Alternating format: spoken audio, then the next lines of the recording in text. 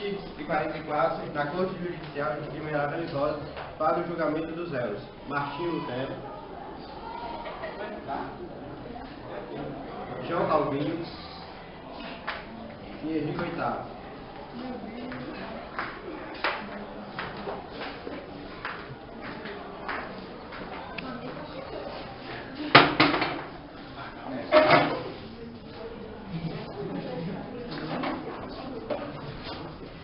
Teve como defesa a doutora Fernandes, a doutora Eva,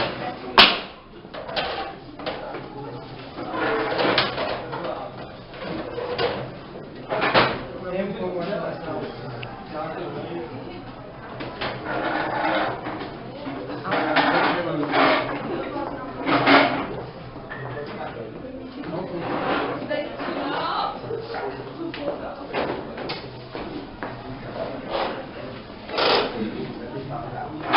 Oi, Emerson, pega pra baixo, por favor.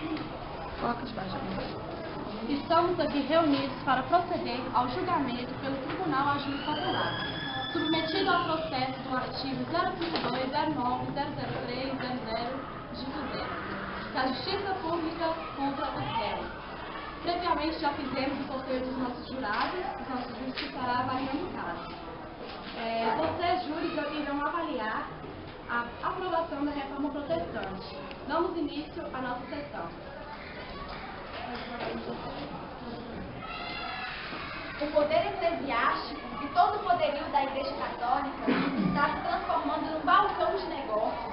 Estão se vendendo mérito, estão se vendendo perdões por seus pecados, sendo que a própria Bíblia fala que todo o perdão dos pecados é apenas arrependimento. Relíquias sagradas que deveriam ser coisas da Igreja estão se vendendo em poucos pedaços, explorando a fé dos seus seguidores. Muitos representantes do clero estão desconhecendo a nossa religião, estão se erradicalizando, criando reviravoltas nas crenças da Igreja. O que está acontecendo não é que haja necessidade de uma reforma, de mudar a Igreja, mas sim os hábitos e os pensamentos errados das pessoas. O réu em questão, João Calvino, todos aqui presentes estão cientes da sua conversão. Consideramos as novas bases que ele instituiu como uma disciplina rigorosa muito desnecessária, como a de vestuário, os costumes sexuais, o comparecimento à igreja, negócios com comerciantes sem base e sem razão, apenas um abuso de autoridade. Para Martinho Lutero, o homem não encontraria a salvação no comparecimento à igreja, no jejum, nas peregrinações, na caridade, esse na fé pessoal, marca de um senso de individualidade que estava crescendo na Europa naquele contexto. Mas como ele fazia uma coisa dessa, se a própria Bíblia afirma, a Bíblia nos diz que a fé sem obra, ela é morta. Lutero afirmava também que o Papa era o anticristo e que a igreja era o próprio rei do O senhor Lutero foi um importante líder da reforma, pois quis tratar de assuntos ligados à igreja, como o caso de lideranças absurdas da igreja, como o tal falta de respeito com as pessoas de baixa classe, também com a posse de terras que elas detêm e também com o uso indevido da palavra.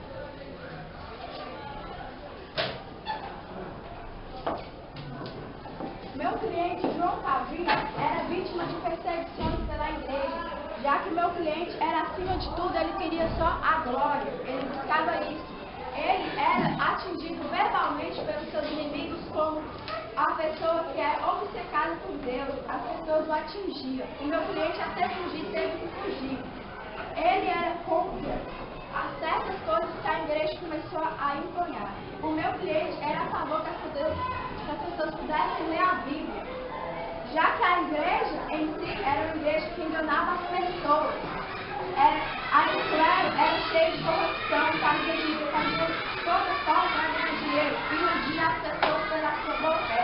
E também vale muito lembrar que o clero era cheio de ignorância. Desse modo, para ensinar a maior parte dos sacristãos, desconhecia a própria doutrina da igreja. Como as pessoas não sabiam tanto que a igreja poderia pregar? Eles não tinham nenhum preparo para poder celebrar alguma coisa sequer. A ignorância e o mau comportamento do clero, nossa, representavam um sério problema. Lógico que representa. Pois a igreja dizia que o sacerdote era intermediário entre os homens e Deus. Ora, se eles eram intermediários, e eram incompetentes. Ou seja, a reforma surgiu para que houvesse novos caminhos a Deus.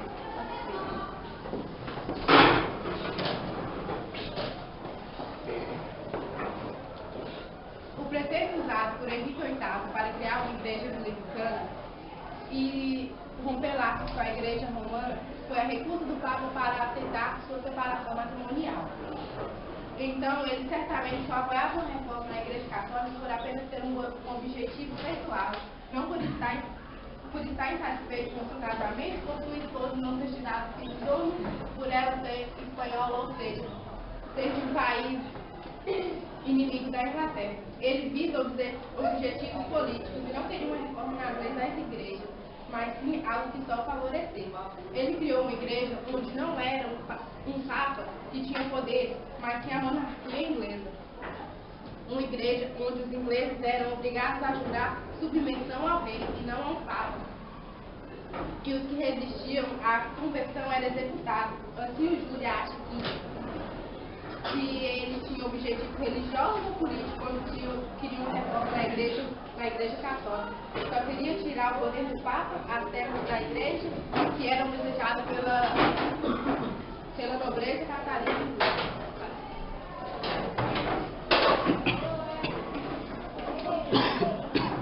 O meu cliente Henrique VIII, ele rompeu sim a sua ligação com a Igreja Católica por assuntos pessoais que não vêm a jurir o pedido dele. Após o rompimento com a Igreja Católica, o meu cliente declarou o ato supremarte, ou seja, o máximo poder sobre o anglicanismo. E a nossa religião forma na Inglaterra, por fim, tenho a declarar que meu cliente levou a Inglaterra a reformar protestante.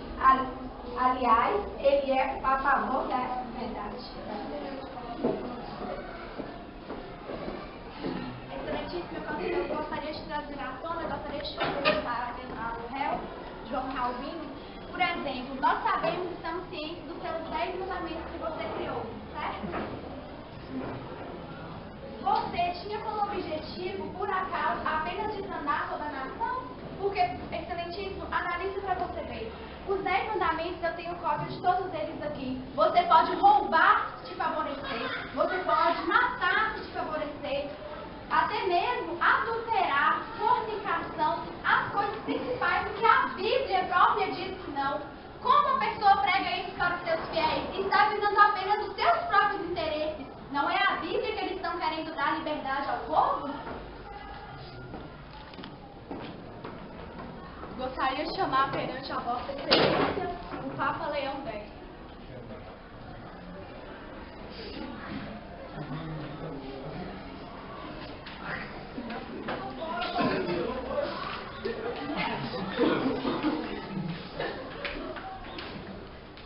Por favor, faça o juramento. Levanta a mão direita. Prometo dizer a verdade, nada mais que a verdade, somente a verdade. O que você tem a declarar?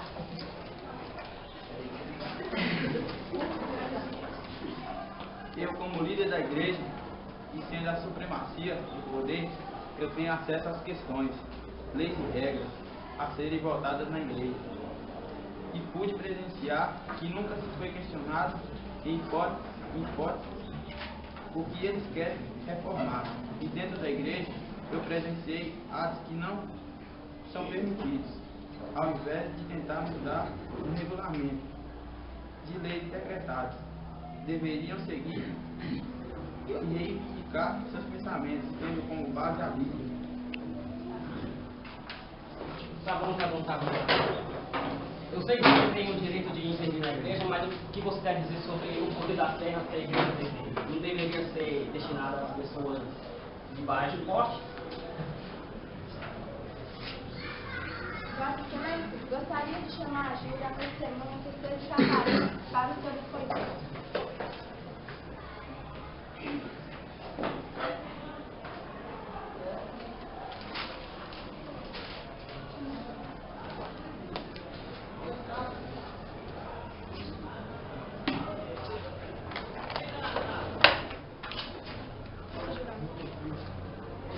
Juro dizer a verdade, somente a verdade, nada mais que a verdade. Princesa, o que você tem a declarar sobre os papéis da reforma protestante, sendo que ela teve um papel importante na vida social dele? O que eu tenho a dizer é que cada medida feita por ambos os seus teve um propósito único: melhorar a questão religiosa, que, por sinal, a igreja impedia, tendo autoridade sobre as pessoas.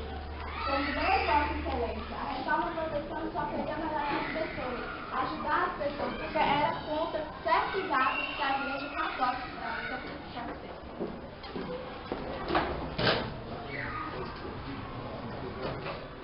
A Igreja Católica é totalmente ciente disso, mas ela, por sua vez, questiona que é errado, mas que por decisão dos reformadores, essa convivência pode ser mudada.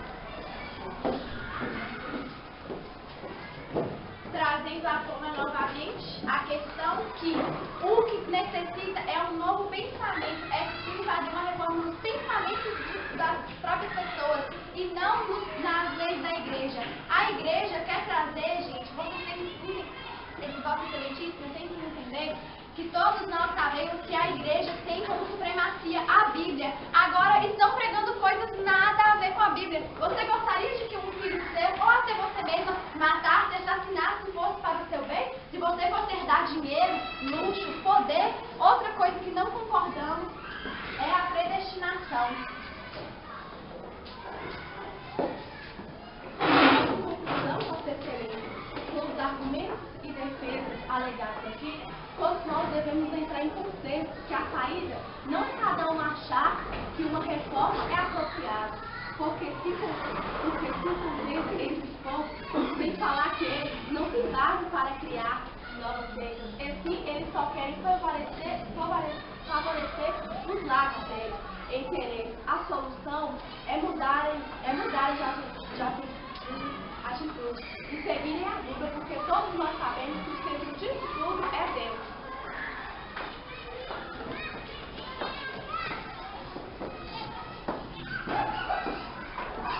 Enfim, nós devemos defender a reforma protestante, que iludia as pessoas pela boa fé, e a reforma protestante era contra isso. Porque até insurgências eles vendiam e a reforma protestante não era a favor. Será que qualquer coisa compraria? Poderia comprar uma indulgência, um perdão, até pano que eles diziam que nem para o rosto do Senhor, do Salvador, eles vendiam. Será que era realmente panos deles? Pois é, para poder ter dinheiro, a igreja naquela época fazia. A reforma protestante em si foi abertamente dita como importância para o cristianismo, por causa dos poderosos políticos e econômicos que a igreja católica tinha e que por sua causa foi feita essas reformas para poder dar direito sobre a religião em si. Também a reforma possibilita que o povo pudesse praticar a assembleia religiosa que antes era proibida, ou seja, as pessoas eram proibidas de participar de religiões, não podiam ir a missa, não podiam ir culto de forma adequada. Foram libertos pela própria Igreja Católica, que apresentava uma contra-reforma por causa das reformas protestantes, ou seja, era contra as nossas reformas, era contra o que nós temos a oferecer de melhor para as pessoas. E hoje, agora o Senhor decidir